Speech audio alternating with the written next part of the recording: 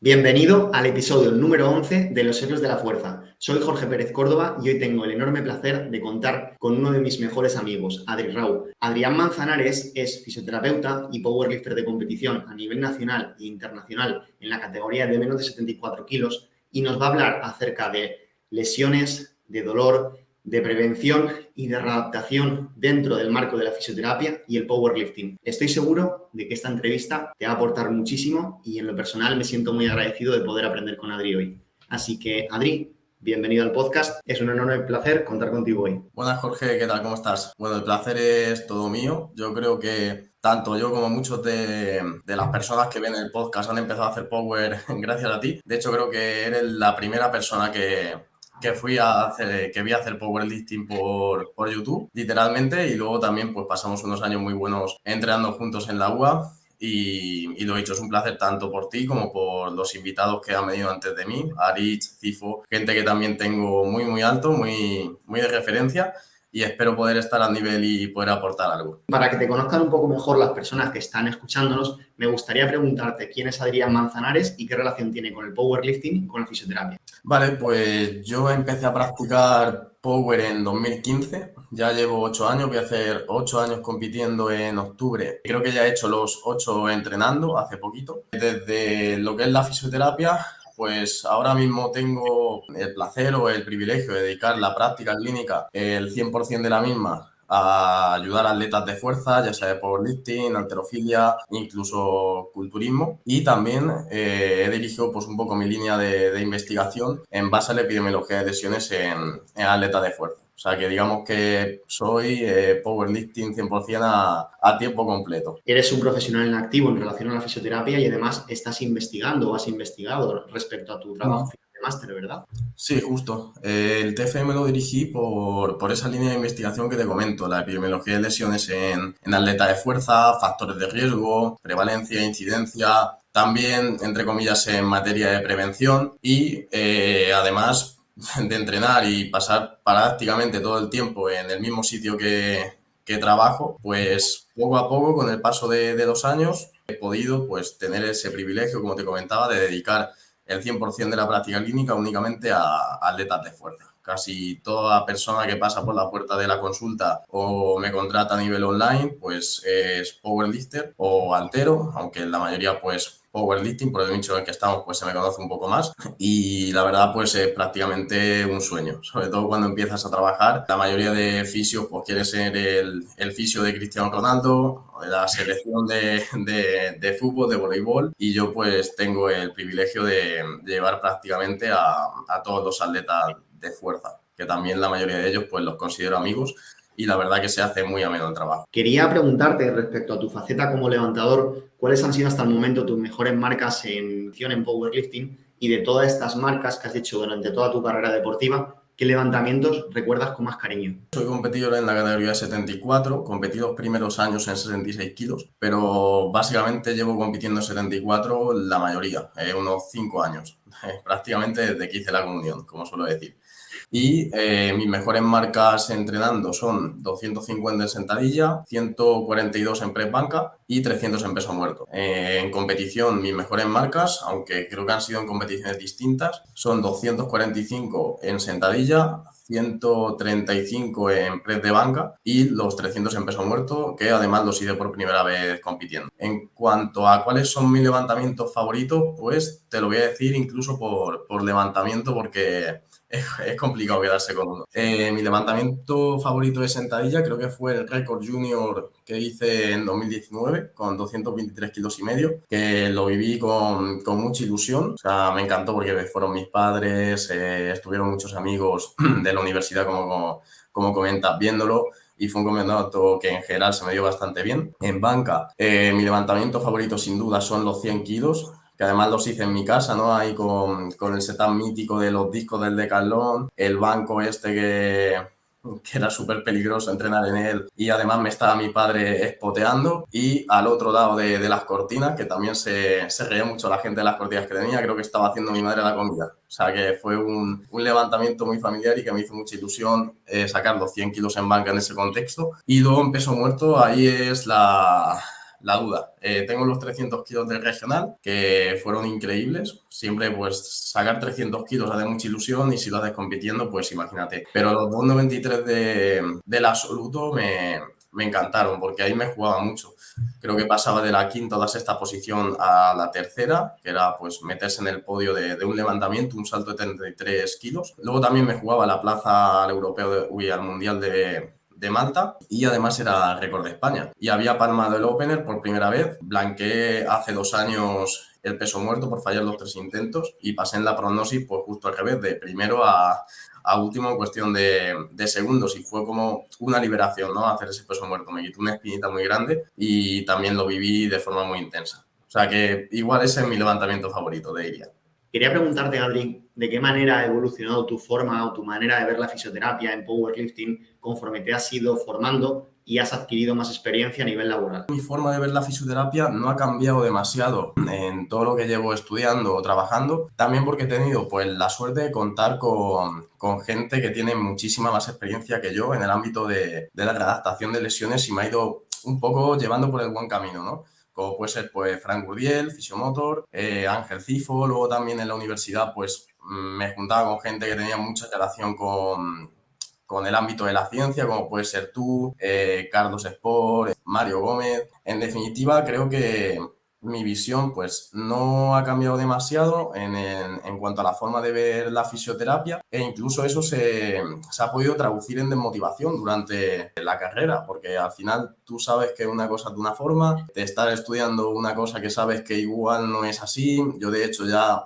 sabes que no iba a las clases, no disfruté mucho de la etapa de la carrera, me quedaba en mi casa pues estudiando otras cosas o incluso invertía más tiempo en el gimnasio. Y luego cuando empecé a trabajar es cuando estuvo el principal cambio. De hecho, me costó muchísimo encontrar el primer trabajo. Fue la época después del COVID y me mudé a Valencia, pues con la idea de estar en una ciudad más grande, empezar el máster, que luego me lo cancelaron por el tema del COVID, y me vi pues buscando trabajo. Yo tenía la mochila llena de currículums y iba tachando como paradas de metro, ¿no? A ver, me bajo aquí, echo a un sitio, echo a otro, no me llaman de ningún lado, así pues hasta que la cuenta de banco llegó a cero absoluto y me tuve que volver de nuevo a casa de mis padres y ahí pues de vuelta a empezar hasta que ya cogí el primer trabajo. Estaba a 80 kilómetros de mi casa, el trabajo no me motivaba nada porque era como un servicio de mutuas en el cual pues no puedes dar mucha atención al paciente, no porque los fisioterapeutas, que siempre se suele decir, ¿no? Que los fisioterapeutas de las mutuas o de ciertas clínicas pues no tienen ni puta idea, pero es que cuando estás ahí ves verdaderamente los pocos recursos, sobre todo a nivel de tiempo que tienes y la capacidad, bueno, la poca capacidad de seleccionar los tratamientos que tú consideras más efectivos y al final me pasaba pues horas y horas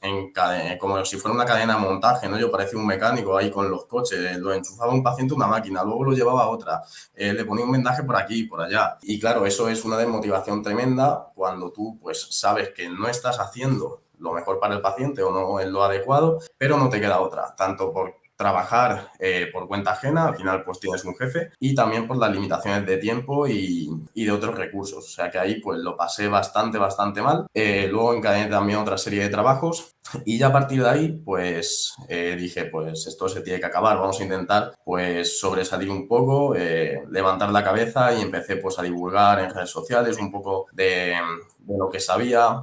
También el hecho de estar en AEP pues, desde el 2015 te ayuda muchísimo a la hora de empezar con tus primeros pacientes, la gente deposita cierta confianza en ti. Luego, justo esto lo hablamos ayer, que yo en marketing pues soy un paquete, no tengo ni idea de hacer marketing a nivel de redes sociales, pero también los pacientes son muy agradecidos y entre eso, el boca a boca, luego entrar a PR Mode y demás, ya me abrió un poco la puerta para empezar a dedicar al 100% mi práctica clínica al atleta de fuerza. Y ya pues en agosto voy a hacer un año que estoy además pasando consulta presencial en el DT Power Center, que es el gimnasio de Power referencia a nivel español, pues junto a otros muchos que también son increíbles. Y ahí pues tengo mi pequeña sala donde paso mis consultas presenciales y la verdad que ahora no me puedo quejar. O sea, estoy muy bien, muy a gusto, muy contento con mi situación, pero hasta llegar aquí pues ha habido que picar mucha piedra, pasar por muchos trabajos y bueno, siempre viene bien recordarlo porque también hay días de estrés que dices, joder, estoy hasta arriba de trabajo,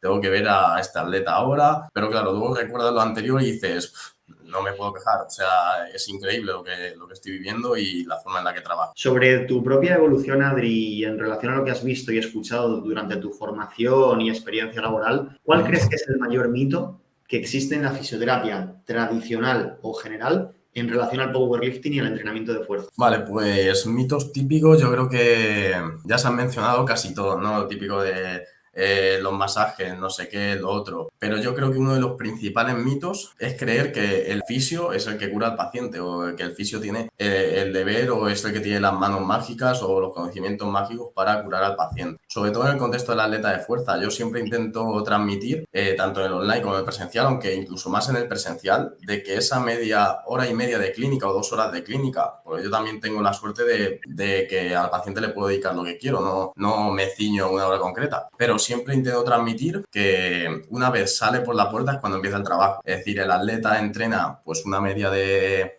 4 días a la semana, 2 horas por día, o incluso 3, que es lo más común, que perdamos mucho tiempo en el gimnasio, entre comillas. Y, joder, ahí es donde está la verdadera magia. La selección de la variable del entrenamiento, la carga con la que realizas los ejercicios, la selección de ejercicios, la monitorización de la fatiga. Y eso es trabajo conjunto pues, del fisio y el entrenador, pero el grueso del tratamiento yo creo que debe ir enfocado a ver qué ocurre en el entrenamiento, porque yo puedo hacer un tratamiento pasivo en consulta o puedo pautar ejercicio, pero no es comparable el efecto específico del tratamiento a nivel de modulación del dolor o el tratamiento vía ejercicio que yo pauto pues para corregir alguna respuesta adaptativa en base al dolor o, entre comillas, un déficit, pero luego si vas al gimnasio y tienes un RP8 y te lo saltas o tienes una variante que te afecta de forma negativa, el trabajo del fisio se va a tomar por saco. O sea que es muy importante que el atleta sea autoeficaz, dar herramientas de manejo, ayudarle a entender el dolor y que sea totalmente independiente. Es decir, cuanto menos necesita el fisio, mejor. Y yo creo que el grueso del trabajo, al menos en el contexto de powerlifting, en otros deportes pues será distinto seguramente,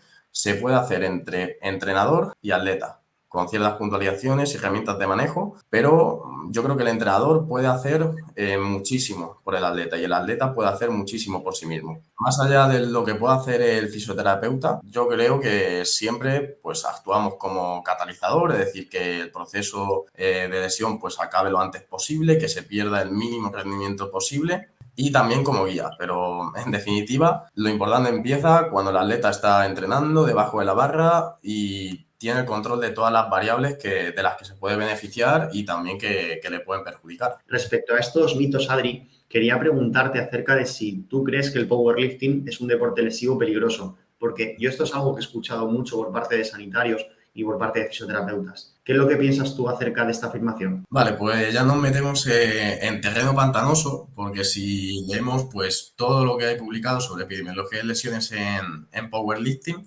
ni siquiera hay un consenso de la definición de lesión. Es decir, si comparamos con otros deportes que definen la lesión como algo que te impide el entrenamiento de forma completa o requiere asistencia médica, el powerlifting en efecto es un deporte que carece de lesiones graves. Yo siempre digo que para lesionarse de gravedad en powerlifting, atendiendo la definición de lesión de pérdida de competición, pérdida de entrenamiento o requerir asistencia médica, o tienes que tener muy mala suerte o ser muy bruto entrenando y hacer regular las cosas. O sea que a nivel de lesiones graves es muy complicado. De hecho, la mayoría de lesiones graves de las que se habla en powerlifting en estudios de caso, pues hacen referencia a consumidores de esteroides, se centran más en el componente del atleta equipado o incluso esas lesiones graves que se hablan en estudios de caso se han producido fuera de la práctica deportiva del powerlifting y luego ya pues se hace un seguimiento de cómo se va recuperando el atleta, cómo se van reintroduciendo los ejercicios o la vuelta al rendimiento. Pero claro, cuando cambiamos la definición de lesión, la cosa cambia bastante. De hecho, en los estudios epidemiológicos más recientes, pues se define la lesión como cualquier condición que obliga al levantador a perder o modificar más de una sesión de entrenamiento y esto se prolongue más allá de un microciclo. Claro, yo recuerdo un estudio, no me acuerdo ahora exactamente el año, que se hizo en Suecia, IPF 2011-2014, y le preguntaban al atleta, vale, en base a esta definición de lesión, hacemos un recuerdo en estos últimos 6 meses, ha sufrido una lesión y el 80 y pico % de los atletas decía que efectivamente pues habría sufrido una lesión. O sea que, en definitivas cuentas, el deporte que practicamos no es lesivo en comparación a otros deportes colectivos en los que hay impactos, traumatismos, hay rivales, hay entorno, pero sí que tenemos que lidiar de forma muy frecuente con patrones de dolor. ¿Qué consejo le darías a quien nos está escuchando para ayudarle a prevenir lesiones en powerlifting? Y en el caso de que la lesión ya se haya producido, ¿qué pautas generales o recomendaciones deberíamos seguir para recuperarnos de las lesiones y del dolor de la forma más óptima? Primero de todo, como he dicho antes, debemos tener en cuenta el factor del entrenamiento. Si eres fisioterapeuta, tienes que tener muchísima insistencia en trabajar en conjunto con el entrenador. También saber algo de entrenamiento. No digo que debas programar a un levantador para que mejore su rendimiento, sino tener ciertas nociones. Y el atleta también debe tener ciertas nociones sobre entrenamiento y debemos tener también muy en cuenta la opinión del atleta a la hora de hacer ciertas modificaciones. También, pues, puedo quedarme ahí, que es lo típico, ¿no? Decir, pues el control de la carga, el entrenamiento, pero yo creo que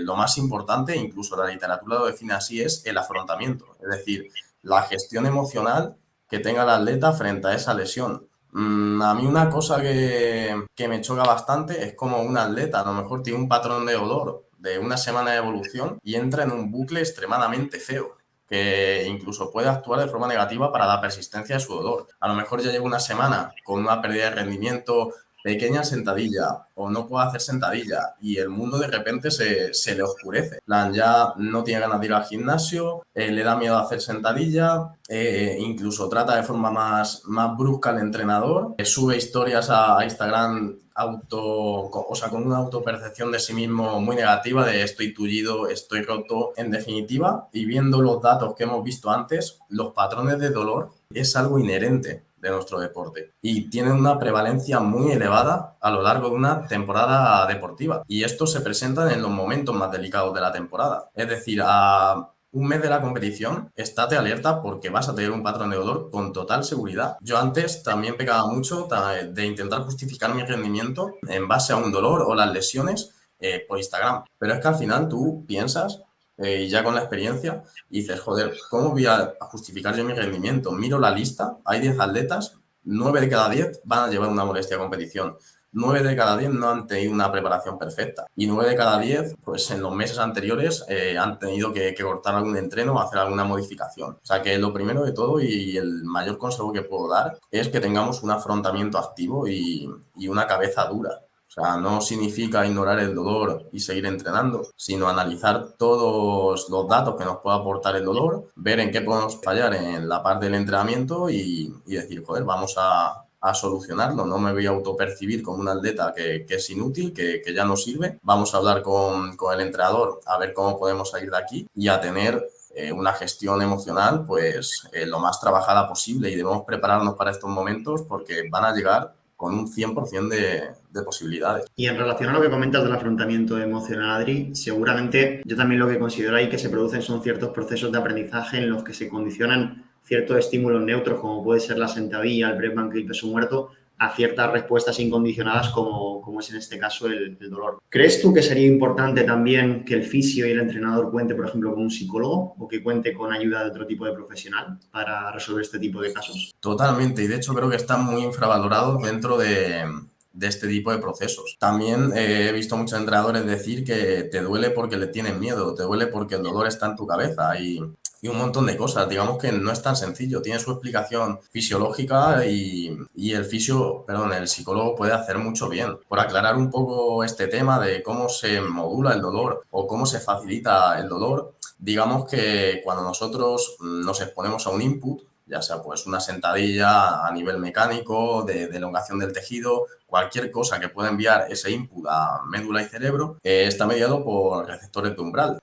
Si nosotros tenemos pues esa kinesiofobia, ese miedo al movimiento, relacionado con un movimiento concreto, por ejemplo la sentadilla, se puede producir una sobreactivación del área cortical relacionada con el dolor y las emociones, con estructuras como la ínsula, la corteza cingulada anterior, etcétera. Y digamos que esto, por hacerlo sencillo y entendible, actúan como los chivatos del patio, ¿no? Le dicen a los centros moduladores del dolor, oye, la sentadilla te va a destruir. Y automáticamente, pues, baja ese umbral de respuesta, vamos a decir, del nociceptor, y modula la respuesta dolorosa, es decir, la facilita e incluso la puede ampliar. Ahí pues se puede trabajar con visualizaciones, a nivel de entrenamiento también se puede aportar seguridad pues metiendo ciertas variantes, isométricos, o sea, una amplia gama de herramientas con la que podemos trabajar. Por lo tanto, el psicólogo yo creo que es muy importante, muchas veces se desestima, pues porque se asocia aún con algo negativo, de decir, yo no necesito un psicólogo para afrontar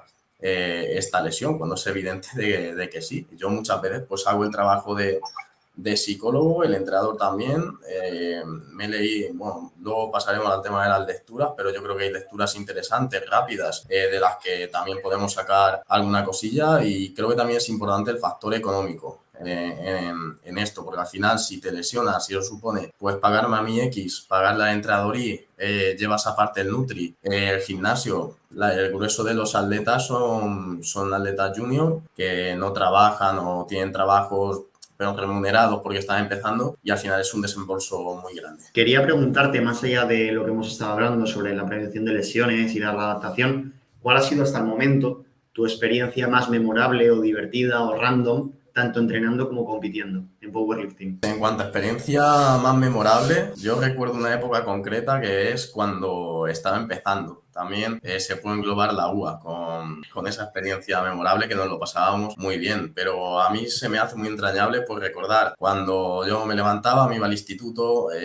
perdía tiempo en clase para hacerme mi rutina en el cuaderno, llegaba a casa, me ponía a entrenar en el sótano con el suelo que era cemento, o sea, estaba lleno de agujeros de cemento, entrenaba con la barra de curlear que ponía carga máxima 160 y le llegué a meter 200 con todo atado y joder, ahí tenía vamos a decir, unos recursos para entrenar, tanto a nivel de información como a nivel de material, muy limitados, y me lo pasaba como un enano. Y progresaba como un loco también porque era nuevo, ¿no? Pero también esa inocencia, ese no plantearse tanto las cosas, ese entrenar con lo que hay, no rayarse por si hay un banco más alto, más bajo, por si me pasaba un punto RPE. Joder, eso sí que me lo tomaba a muerte como un hobby y lo disfrutaba, me lo pasaba increíblemente bien. Luego ya, pues para bien o para mal, evolucionas, te vuelven más cascarrabias, siempre te coges el banco bueno, siempre te coges los calibrados, siempre apuntas todo en RTS, te miras las gráficas, que está bien, pero yo creo que también todo el mundo debería empezar un poco así. Verlo desde esa parte porque es súper bonito. Ahora que has dicho eso, Adri, me estaba acordando de la época de la UA y creo que la mayoría nos volvimos cascarrabias en la UA. Sí, sí, ahí ya como te tocaba turnarte, bueno, era un gimnasio bastante solidario por esa época, que a lo mejor te tocaba turnarte con 5 en la banca, uno ni siquiera hacía power, o uno levantaba 50, otro 180, se ponía anís, ¿no? Ahí con la goma del liso a levantar 200, lo tenía que... Era un grupo, la verdad, muy sano y se echa mucho de menos. Ya ves, la verdad que teníamos un grupo bastante top. Un tema, Adri, que pregunto a los héroes que pasan por el podcast, como es tu caso, es acerca de cómo se organizan en su día a día desde que se levantan por la mañana hasta que se acuestan por la noche, por lo que me gustaría saber en líneas generales cómo es tu organización diaria y qué consejos, también generales o globales, nos das para poder conciliar mejor el powerlifting con el resto de las facetas de nuestra vida. Vale, pues te comento un poco cómo es mi día a día y lo que suelo hacer los días que tengo más libres. Digamos que yo me levanto, me levanto sobre las 9. Lo primero que hago pues es contestar el feedback que tengo pendiente antes de irme al gimnasio, ya que no me gusta pues irme al gimnasio con la bandeja llena. Tengo un horario de trabajo que es por las tardes, pero soy el primero en saltármelo, no me respeto mucho en ese aspecto, pero es que si no, no me puedo ir a entrenar tranquilo. Luego ya pues entreno más o menos hasta la hora de comer y por la tarde ya la dedico íntegramente al trabajo. De normal pues ahí tengo la clínica presencial. También pues los días que no tengo presencial, o bueno, me suelo dejar un día para las llamadas de nueva entrada del servicio online. Los sábados suelo descansar totalmente, aunque al final me aburro y continúo trabajando. Y luego los domingos, pues es la matada padre. O sea, ahí empiezo con las revisiones del online. A lo mejor me puedo levantar a las 5 o 6 de la mañana y entre unas cosas y otras acabo a las 10 de la noche y ya vuelta a empezar. Luego por las noches, si es cierto, voy a ser honesto que ahora mismo pues tengo menos tiempo pero antes pues lo dedicaba a leer. También es cierto que de Power pues tampoco hay mucho, ¿no? Pero ya me he leído prácticamente todo a nivel de fisiología del dolor, pues que creo que también es importante. Salen cosas nuevas, pero igual las puedo enfocar menos a mi campo. Pues tengo ahí las notificaciones de PubMed, si me viene algo interesante lo leo, si no, nada.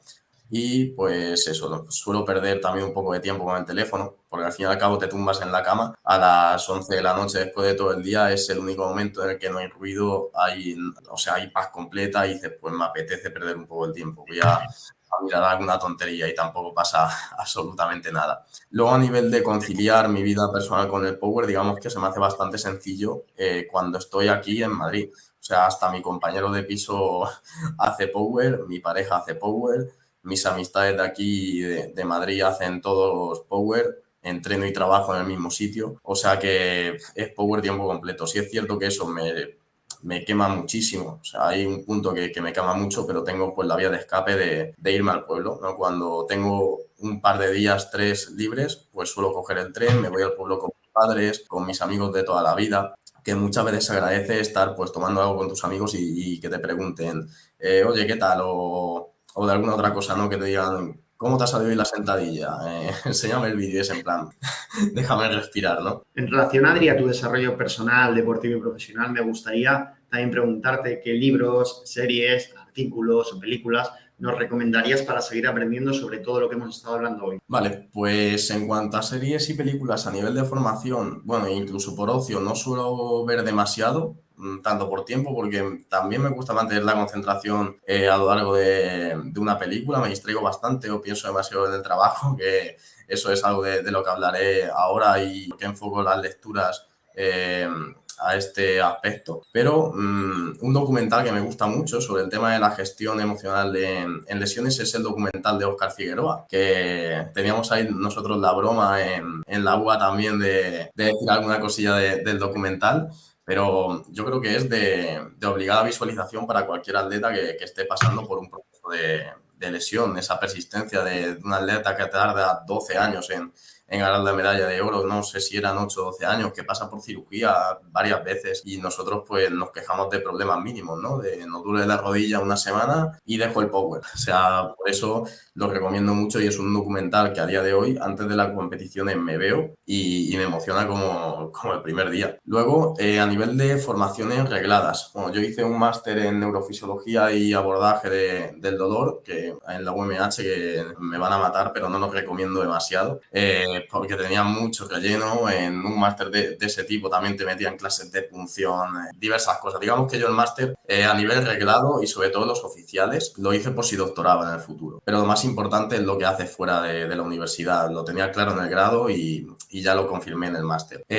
A nivel de formaciones regladas, una formación que me cambió mucho la visión, que además la hice justo antes de entrar a PRMO y después de esa época de trabajo más jodidos que tuve fue el EPRF de Granada, que lo dan Piepoli, Bonilla, Daniel Varela, también tiene un módulo con un psicólogo que me va a disculpar, pero no me acuerdo del nombre, y creo que engloba el tema de la readaptación de lesiones desde un enfoque muy biopsicosocial, ¿no? Como está de moda ahora. Te dan pues tu parte de neurofisiología del dolor, abordaje, mecánica, fisiología del ejercicio, y es un poco lo que yo recomiendo leer a nivel de artículos si quieres formarte en atletas de fuerza.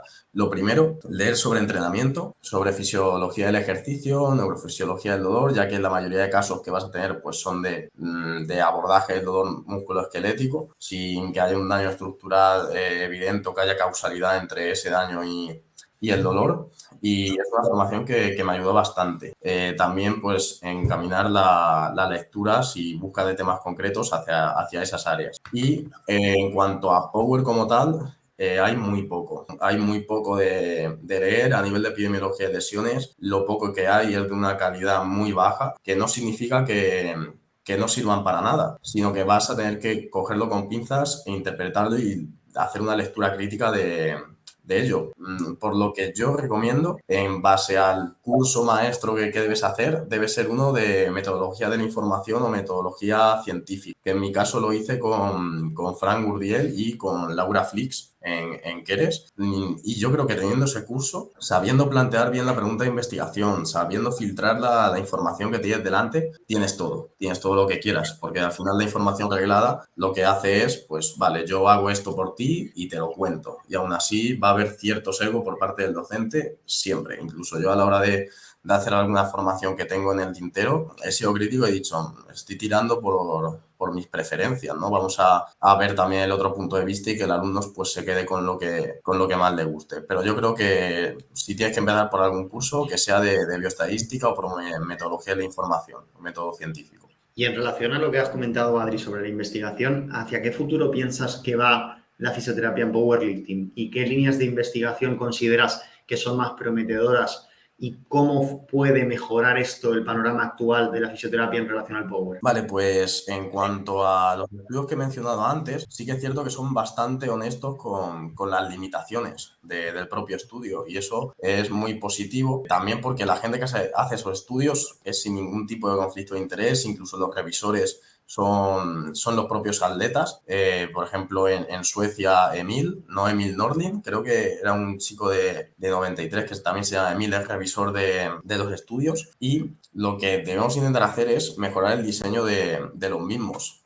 Mi TFM pues, fue un protocolo de estudio que bueno, es una movida hacerlo. La verdad que me he ido un poco arriba, pero habrá que modificarlo. Pero sobre todo la problemática está en el diseño, es decir, diseños retrospectivos, que eso tiene pues ciertos segos de información selectiva, es decir, que el atleta al final te cuenta un poco lo que quiere, sesgos de recuerdo a la hora de rellenar los cuestionarios, que también son cuestionarios no validados, no fiables, que hace el propio investigador, lo coge de otros deportes y le cambia las preguntas, cambia chute por sentadilla o cosas así, algo muy hardcore. O sea, al final, pues lo más interesante sería hacer un estudio prospectivo, es decir, cojo una muestra de atletas, los evalúo a lo largo de una temporada o un año. Las herramientas con las que mido la variable son fiables. En vez de preguntarle, oye, ¿cómo estás de cansado? Pues le paso la variabilidad en la frecuencia cardíaca o utilizamos otra serie de mediciones o un salto vertical para ver la fatiga, no sé, herramientas que estén validadas. Y también importante definir el concepto de lesión para la recogida de datos. Yo creo que hay ahora a nivel de cualquier condición que obliga al levantador, tal.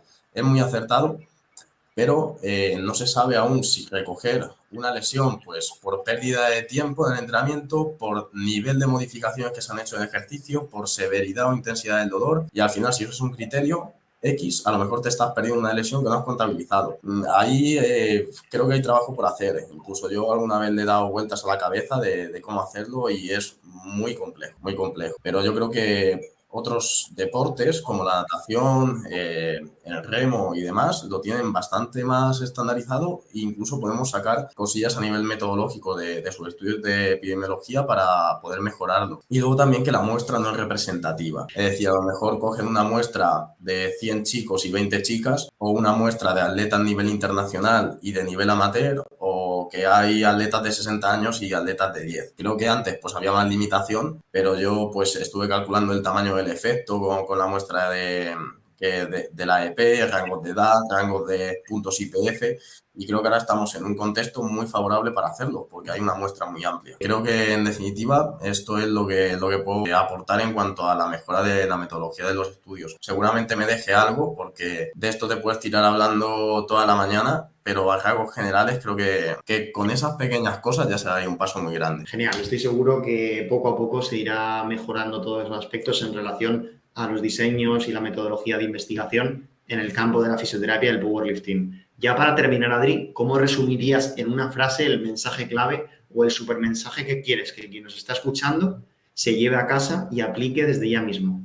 Vale, pues yo creo que el mensaje clave de este podcast, sobre todo como ayuda al atleta, es que debemos entender que nuestro deporte tiene una prevalencia muy alta de patrones de dolor, que no debemos asustarnos, que no debemos justificar pues, nuestras pérdidas de rendimiento por ellos, porque es algo que sufre absolutamente todos los atletas, lo publique o no lo publique. Y lo que debemos hacer pues, es mantener la cabeza fría, contar con la ayuda de un profesional, confiar más que nunca en esta etapa en tu entrenador y tener un afrontamiento activo en cuanto a la lesión, porque el promedio de duración de estas lesiones es muy corto y la persistencia de las mismas en el tiempo o los cambios adaptativos que se producen del dolor agudo al dolor persistente dependen mucho del afrontamiento de la persona. O sea que está en nuestra mano solucionarlo antes o solucionarlo después y eso es increíble. ¿Dónde podemos encontrarte y seguir en redes sociales para seguir aprendiendo más? Bueno, pues en cuanto a redes sociales yo soy muy sencillo, solo tengo Instagram, que es AdriRau, y ahí es donde me podéis encontrar de momento y creo que en el futuro también va a ser así, no me planteo tener ninguna red social más. Muchas gracias de nuevo, Adri, por estar hoy aquí. Ha sido un enorme placer escucharte y aprender contigo. Nada, Jorge, muchas gracias a ti por invitarme al podcast. Espero que a la gente pues le sea de utilidad. Espero haber aportado mi granito de arena y que se haga ameno e interesante para todos. Muchas gracias, Adri. Gracias a ti. En el episodio de la semana que viene contaremos con Rafael López Cabello, una leyenda de nuestro deporte que lleva desde los años 70 entrenando y compitiendo en powerlifting. Y en el episodio de la semana que viene nos compartirá todos sus aprendizajes a lo largo de todas estas décadas realizando powerlifting. Muchas gracias de corazón por estar aquí. Nos vemos en el siguiente episodio.